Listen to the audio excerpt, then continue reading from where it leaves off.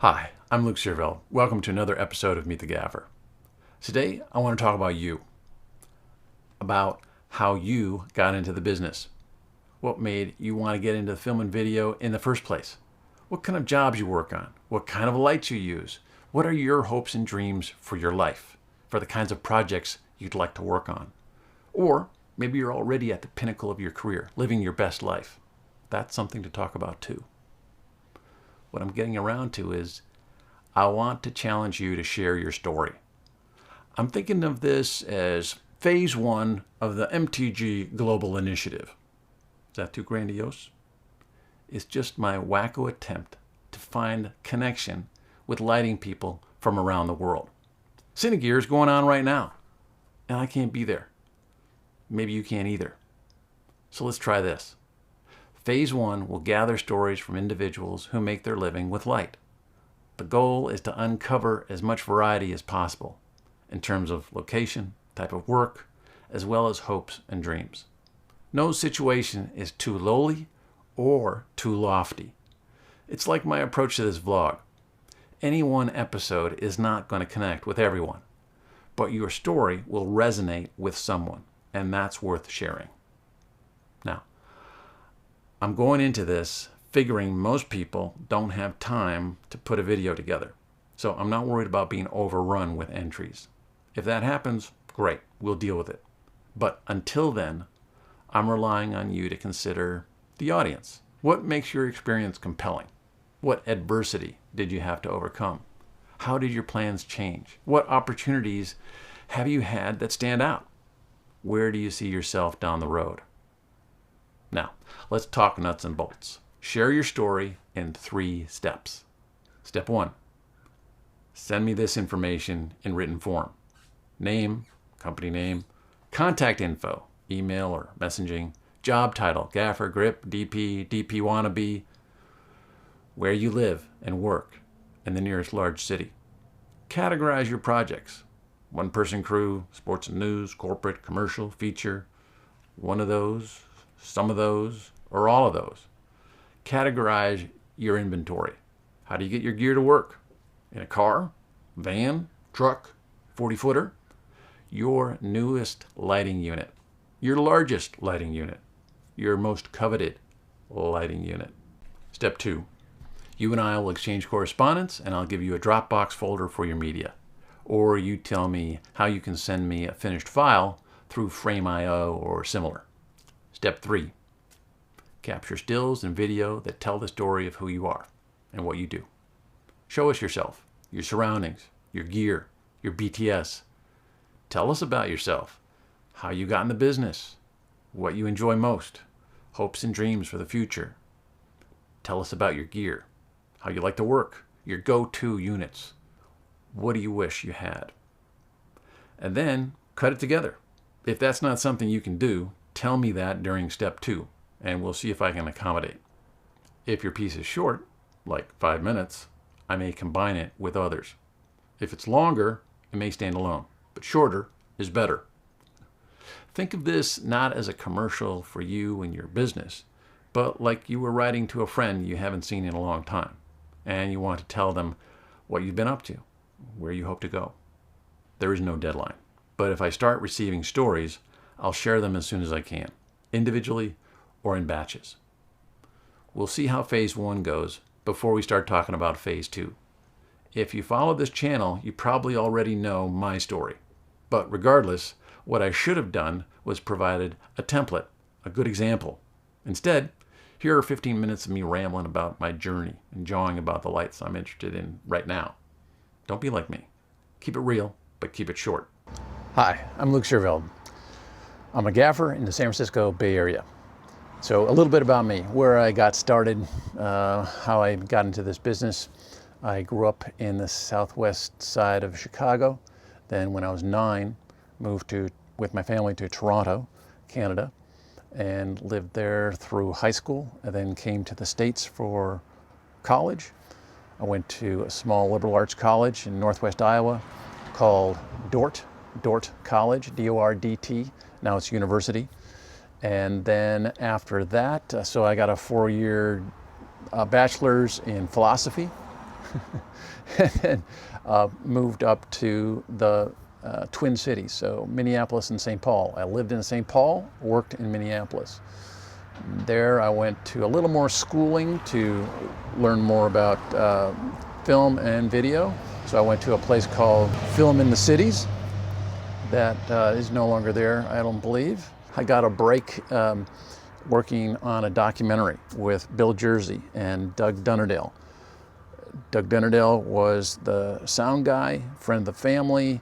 He got me on to this job that was shooting for TBS, another channel that's no longer around. And they were doing sort of a spotlight on all the different 50 states. Their production company had Minnesota, so we shot in the summer and in the winter. And then they also had Colorado. So again, 2 different times of the year, and just sort of highlighted people who were representative of those states. And I was brought on first as sort of a, gopher, PA, then for whatever reason, kind of started training me as an AC. We were working on an Aton 16, so those were the film days. And, video was certainly coming around, but it was 3/4, 1 inch, 2 inch, yeah. And then on the strength of that, I got a job at a place called MCOM, which is no longer around. They were a production company that did mostly commercials and corporate. And I was brought on again as sort of a gopher. I learned to fix the gear, the lights, cable, and then did a little bit of lighting as a best boy. If they shot with their Airy BL, I would, or was it 2BL? I don't know, but it was 35. Then I would be the AC, for those jobs. But those are far and few between. It was mostly video, but video like back to a big room with large tape recorders. It wasn't even Betacam. And there at MCOM, I worked with Roger Sackett, and he was just a wonderful guy. Not really one to talk you through something. It was just, let's do something, and this is what we do. I'll always remember at one point he said, you know what, for this job, why don't you start lighting it? I was just like, I was frozen in my tracks. I didn't know where to start. He said, just turn on a light, and then you go from there. And it was just a wonderful training ground. I was there for 9 months. The company went Chapter 11. Seems like a reoccurring theme for all the places I worked. Anyway, then I had bought a little red Toyota pickup, and I was like, you know what? I'm going to follow my dreams. So I packed everything up, and I took off for the West Coast. Doug Dunnerdale was out here, so I stayed with him and his wife for a few months, and then got my own place. I was basically starving. My dad would send me, some, I don't know, a couple $100 here and there. And then I started getting to know some people in San Francisco. So that was the late 80s, fixing their gear, lights, cable, John Fontana, Steve Cagnotti and DTC, Art Fryer, Dick Favaro, Alan Steinheimer, and then worked on some low-budget features with Art Fryer and with Alan Steinheimer. Then that moved into a little bit of corporate work with them, and eventually I got in the union. The union was looking for some folks, and I was one of the first guys to get in who didn't have to go through the Opera House, because it was sort of a theater film union. And so I was part of NABIT for some reason.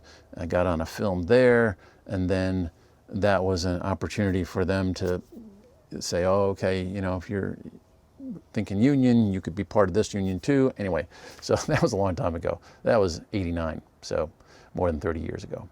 Met my wife. We got married in 88. I was mostly working under people as a third electric, third grip, best boy, worked my way up, worked on some movies of the week. There were a whole lot of them going on in San Jose and in Santa Cruz. And then I went off with Peter Newfield, who's a key grip, and we went off and worked with Case Van Ostrom on a mini-series in the Midwest in Kansas City. I split the time with Kelly Flood, so I was the best boy for the first 5 weeks, and then he finished it off. And then, came back to the Bay Area, working on commercials, worked with Huey Byrne as a third and sometimes as a best. James Childers was a gaffer that I worked for quite a bit, and just learned a lot, just soaked things up, worked on, good-sized commercials. Every once in a while I get pulled on to a feature that was getting exteriors in San Francisco. So, worked on a large crew at that point. Worked on Junior. Adam Greenberg, I believe, was the DP, and that was with Schwarzenegger and DeVito. It was just fun to be around those things, but instead of going off to work on larger films, which is what I thought I was going to do, our daughter was born in 1990, and my wife was like, hey, you want to have a life with me, or do you want to go join the circus? I've told this story a lot of times, and it's true, as though that was a question. I was driven and would have gone off and done that if I hadn't been, yanked back and said, like, what do you really want to do? And as it turned out, I kept doing commercials for a bit longer, but more and more started buying my own gear and got into corporate life. So, as I look back, I think, wow, I should have gotten into corporate stuff sooner, should have gotten a truck sooner, but worked out of my little red Toyota pickup for a number of years, and then eventually got a 1-ton extended E350 Ford van and worked out of that for 18 years. And I guess wasn't that ambitious. And it was a solid life. I was able to, be there with my daughter growing up, because I wasn't there in the first years, but I was there, for the sports and help coach soccer and basketball and, so those kinds of things, and having a church life, a community. So, yeah. And we sort of lived in the suburbs south of San Francisco, between San Francisco and San Jose, and corporate work was growing. During the Betacam years of the 80s and early 90s, there was certainly corporate work, but when Silicon Valley kind of came into its own with the Googles and the Facebooks and the rejuvenation of Apple and Oracle, all these different players, there was just a lot of corporate work to be had.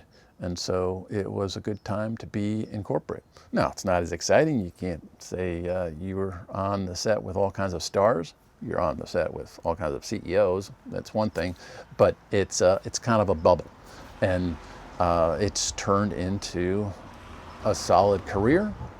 I've been able to, after the van kind of went on the fritz, then I bought this 2-ton. It's just a 13-foot box truck, no big deal, but it's been a really nice size for corporate work. Now, a truck like this that used to be filled with tungsten and HMIs and traditional Kinos has completely morphed into LEDs. So now there's, it's mostly aperture, to be honest. Aperture and new style LED Kinos. And then there's some Nanolux units. There you can see the 1200C and a couple of Felix. So I have, 2 Felix Q5s, a 600X, 600X, 600D, 600D, then a hamper filled with smaller aperture and then some NIX bulbs. There's a 4-pack of Astera tubes. Then I've got some Helios as well. There's some dashes in there from DMG. My go-to lights these days, like you can't see it, but there's a box of 2 S60 sky panels, and they don't stay on the truck anymore. They always used to be on the truck. Now it's a 600C and a 300C, from Aperture, because those are lights that I'm using more often. The 600 has a little more pop than a regular S60, but when I have a bigger job like I'm going to have this week, then I pull those on and we add to it. The panels, the bigger panels like the 1200C from Nanlux, it's sort of a usual thing. I don't keep it on the truck, but it comes on often. And like there's an Evoke, a 1200 Evoke. It goes along with the Aperture 1200D. Nice combo. And those are kind of my go-to lights right now. I used to always put on the 2 3-foot Aladdins that I have, a 200 watt and a 350 watt, because I didn't get into light mats like everybody else. At the time when I was looking for that, I was looking for a travel light, and I was looking for something that had a built-in lumen radio. At the time, light mats weren't quite there yet. They had funky cables and whatever. It's an old story, but now they're where you want them to be with spectrums, whatever. But now there's other manufacturers that are starting to come out with them. So, we had the sort of initial run with the Amaran. Hopefully, those will become pro mats with included lumen radio. But then there's also Aladdin that's come out with their sort of full color version as well. And other manufacturers may do the same. So I'm really interested in where that's going. I'm interested in where the Orion and the Lightstorm, the 600C, really looking forward to that too. It's a wonderful time to be doing what we're doing, because as we move towards full color and output, higher output with that full color, you just have so much flexibility, so much, with volume sets, you need to have access to changeability, to color correcting. And you want that at the time of production. You don't want to put that all onto people who are doing the grade in post. Like, no, if you're seeing stuff on a wall right now, your lights have to be flexible enough to make that happen. One thing that kind of gets passed over with all the hullabaloo about new units and capabilities and Wi-Fi and video walls and all that is the grippage. I mean, grip gear hasn't changed that much, but having those tools is what makes us craftsmen. There are also the modifiers like DOP Choice and Chimera and Honey Crates, the companies that are making, there's sort of like a combination lighting grip thing, because sometimes they take the place of putting up a frame and a diffusion, but still you're always wanting to have that negative, have that unit rigged in a crazy place. So gripping and having the tools for that should not be discounted. That's what makes us who we are in a lot of ways, because you can put up a light, but if it's not shaped, so what? It's just a big smash of light. Well, that's not what we're about. We're about shaping, crafting, and bringing that neg and making the sort of painterly look that we're being paid to do. So yeah, just a shout out to the grip side of things, rigging, making things safe. It's super important, and I love that part of it too. It's like having to problem solve is an enjoyable part of this job. Thanks for watching. We'll see you again next time.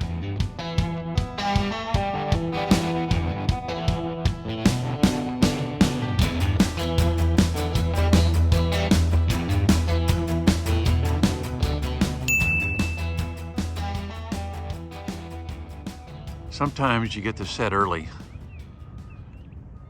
You get out of the truck, you look around, and you think, what the hell are we gonna do here today?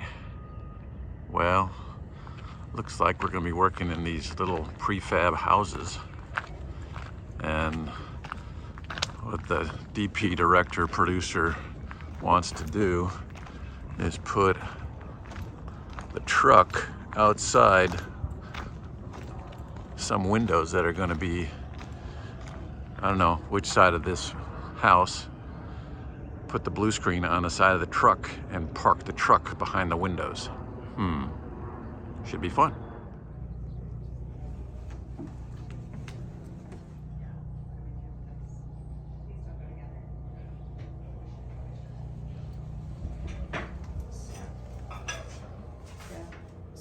And then let me I can go over here and get a sample, and we can bring this over. So I have